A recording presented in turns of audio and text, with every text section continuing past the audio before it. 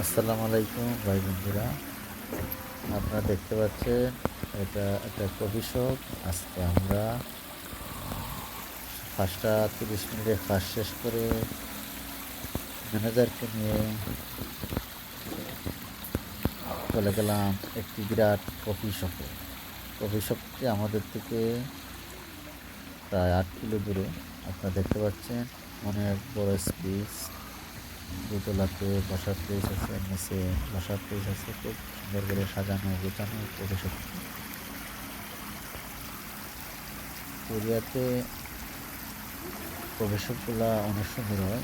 এটা একটু ভিন্ন এবং বিশাল স্পেস দেখার মতো।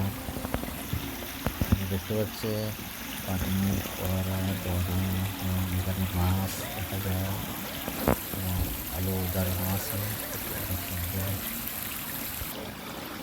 আমাদের হাতে এত সময় ছিল না, তারপরে একটু ভিডিও করলাম। চলে আসছে আমার coffee American black, sugar free. 멋있어요 plastic cylinder চিনি ছাড়া কফি খায়। আমি সুগার ছাড়া খেতে খেতে অভ্যস্ত হয়ে গেছি।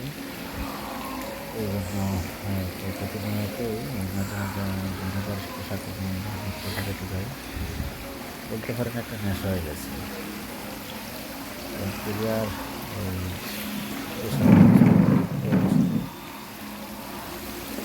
কফি খেতে হয়, আমাদের সাথে অভ্যাস হয়ে গেছে। দেখতে পাচ্ছি পানি সুন্দর। এর পাশে বসে আমরা মজা করে আরাম করে বসে কফির কাপের পানি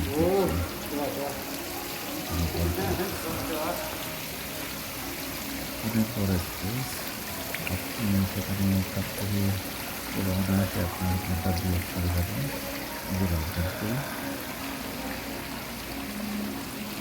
এরকম মাঝে মাঝে কফি দেখে বের হই। ম্যানেজার 그래서 내가 이거 আমাকে নিয়ে যেতে 왜? চায় এবং প্রায় আমরা যাই। 일을 똑바로 문자장님, 못하니까. 문자장님 পেলাম 말 সুবিধা পেলাম 천천히 하고 বিভিন্ন বিষয় 이쁘게 말 안 해.